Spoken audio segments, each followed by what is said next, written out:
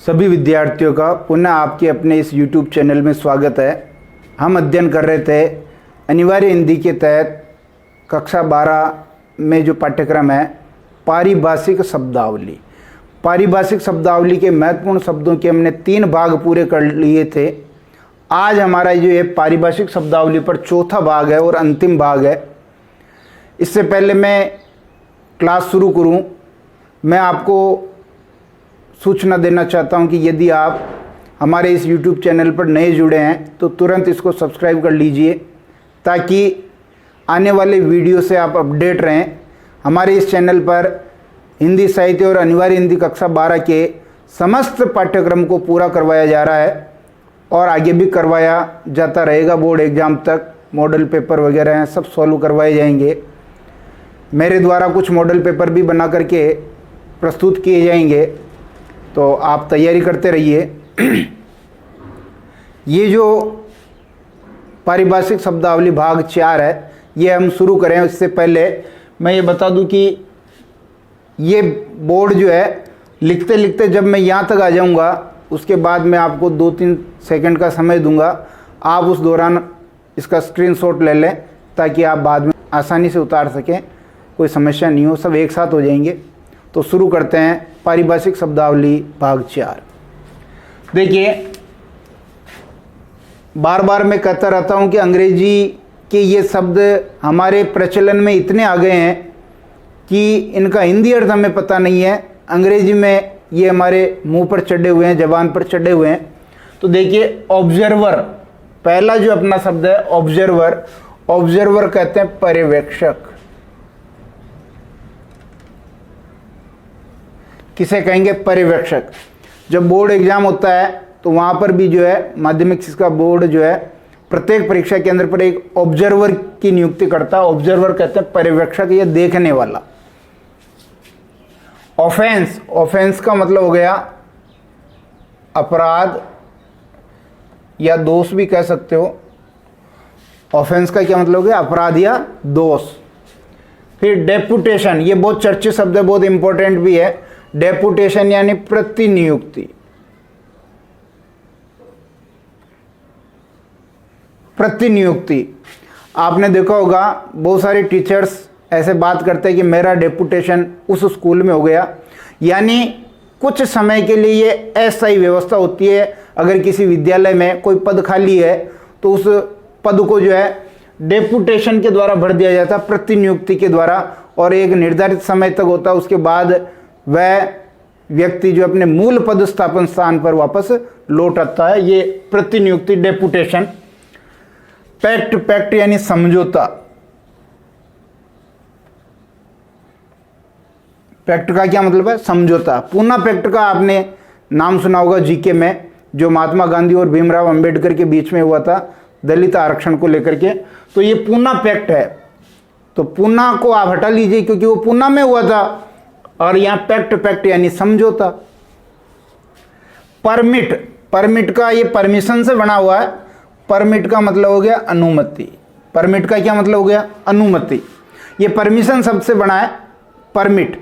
आपने देखा होगा जब हाईवे पे बहुत सारी गाड़ियां, ट्रक निकलती है तो उनके ऊपर एक गोले में एक शब्द आपने देखा होगा एनपी या आरपी। तो एनपी का मतलब हो गया नेशनल परमिट, यानी ये गाड़ी है, ये पूरे राष्ट्र में कहीं पर भी आ जा सकती है। इसको राष्ट्र में घूमने की, पूरे देश में घूमने की इसको जो है अनुमति है।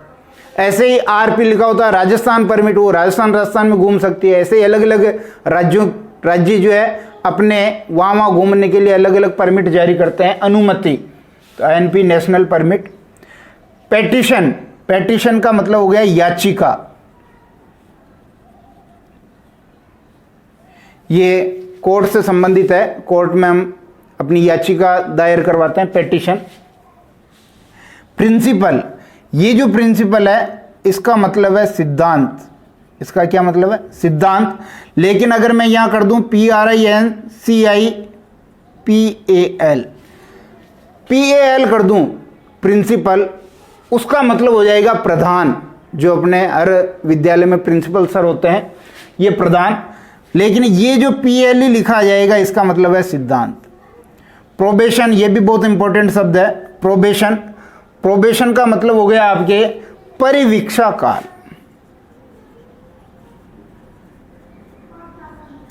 प्रोबेशन पीरियड होता है, परिवीक्षा प्रोबेशन के लिए सही शब्द है। जब भी कोई राजकीय कर्मचारी, राजकीय सेवा में कोई व्यक्ति राजकीय कर्मचारी बनकर राजकीय सेवा में आता है, तब उसको 2 साल का प्रोबेशन पूरा करना होता है। आपने सुना होगा कि बहुत सारे व्यक्ति कहते हैं अभी तो मेरा प्रोबेशन पूरा नहीं हुआ है, यानी ये 2 साल का समय होता है परिवीक्षा।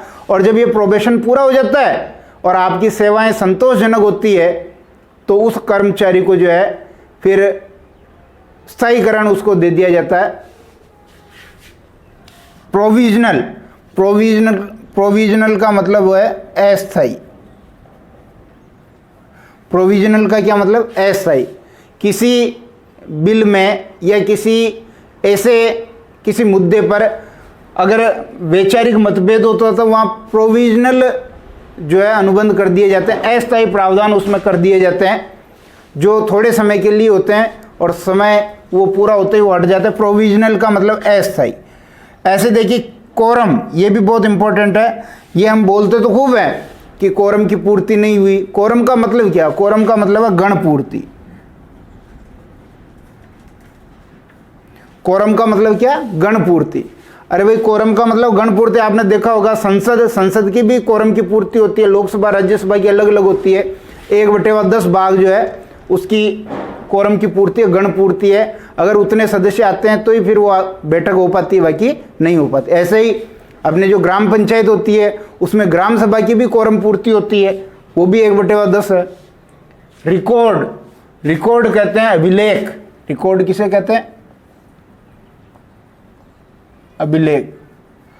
ये हम बार बार सुनते आते हैं कि अधिकारी जांच करने आ रहे हैं, रिकॉर्ड सही रखें, रिकॉर्ड संधारित करें। रिकॉर्ड का मतलब क्या? अभिलेख। रजिस्ट्री, ये भी बहुत चर्चित शब्द है। पंजीयन, हम कहते हैं कि हमने इस जमीन की रजिस्ट्री करवा ली, हमने इस मकान की रजिस्ट्री करवा ली। रजिस्ट्री का क्या मतलब है? पंजीयन, पंजीयन करवाना। इसी तरह रिटायरमेंट, ये आप जानते हैं सब, सेवानिवृत्ति। राजकीय सेवा से कोई निवृत्त हो जाए उसको कहते हैं सेवानिवृत्ति, रिटायरमेंट। फिर है सैंक्शन। इसी तरह सिक्योरिटी, सिक्योरिटी कहते हैं प्रतिभूति। प्रतिभूति आपको जमा करानी होती है, कोई भी काम होता है तो उसकी जो एक सिक्योरिटी राशि तय होती है उतनी आपको जमा करवानी पड़ती है, प्रतिभूति राशि कहते हैं सिक्योरिटी। सबऑर्डिनेट, सबऑर्डिनेट का मतलब होता है अधीनस्थ। जो आपके अधीन काम करने वाले हैं वो सब कौन है? सबऑर्डिनेट है, अधीनस्थ कर्मचारी हैं।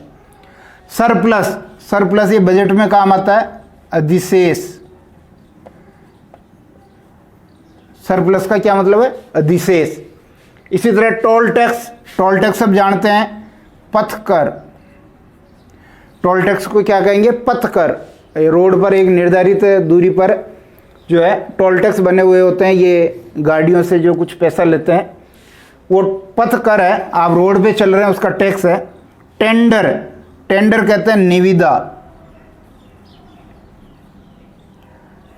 टेंडर यानी निविदा। ये जब भी किसी राजकीय कार्यालय में कोई निर्माण करवाना हो, कोई चीज़ें खरीदनी हो, कुछ बेचना हो, तो उसके लिए टेंडर निकाला जाता है, निविदा।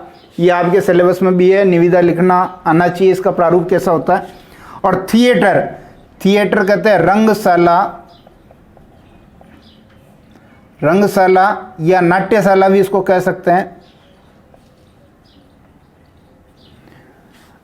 थिएटर, रंगशाला या नाट्यशाला, जहाँ पहले ये नाटक जो है प्रस्तुत किए जाते थे, ये थिएटर कहलाता है, रंगशाला या नाट्यशाला। तो ये जो है हमने 20 महत्वपूर्ण पारिभाषिक शब्द यहाँ देखे हैं। कुछ 2-4 और बच गए हैं, वो भी हम देख ही लेते हैं तुरंत, उसके बाद जो है हम ये क्लास ख़त्म करेंगे। तो 20 हमने पारिभाषिक शब्द मोस्ट इम्पोर्टेंट देख लिए थे। ये कुछ और रह गए हैं, इनको भी हम तुरंत देख लेते हैं। देखिए थीसिस, थीसिस शब्द बहुत इंपॉर्टेंट है, ये पूछा जाता है, और इसका मतलब है शोध प्रबंध। शोध प्रबंध, जब आप पीएचडी करते हो तो आपको पीएचडी के दौरान थीसिस लिखनी होती है, शोध प्रबंध उसको कहते हैं। ट्राइब, ये भी इंपॉर्टेंट शब्द है। ट्राइब कहते हैं जनजाति। क्या कहते हैं? जनजाति। अरे आपने नाम सुना होगा एसटी, एसटी यानी शेड्यूल्ड ट्राइब, आदिवासी जनजाति। तो ये टी का मतलब हो गया ट्राइब, जनजाति। ट्रस्ट, ट्रस्ट हो गया न्यास, प्रन्यास भी कह दो इसको, न्यास प्रन्यास एक ही बात है।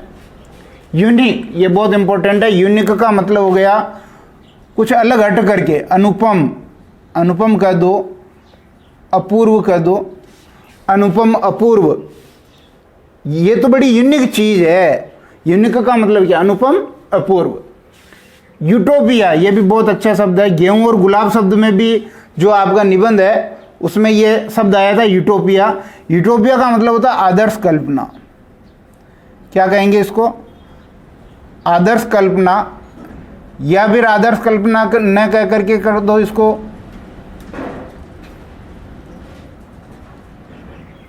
काल्पनिक आदर्श। क्या कह देंगे? काल्पनिक आदर्श इसको हम कह सकते हैं। वैलिड, वैलिड यानी विधि मान्य, जो कानून के द्वारा मान्य हो, विधि मान्य। और विजिलेंस, ये भी बहुत इंपॉर्टेंट शब्द है। विजिलेंस का मतलब हो गया सतर्कता, है विजिलेंस, सतर्क रहें। विजिलेंस यानी सतर्कता। अपराध के बारे में ऐसा आ जाता है कि यदि आप विजिलेंस रहें, जागरूक रहें, सतर्क रहें, तो आप बच सकते हैं। ये कुछ हमने महत्वपूर्ण पारिभाषिक शब्द निकाले हैं। मुझे आशा ही नहीं, पूर्ण विश्वास है कि ये आपको जरूर पसंद आए होंगे। अब अगली कक्षा में हम जो है पत्र लेखन के ऊपर बात करेंगे। तब तक के लिए बहुत बहुत धन्यवाद।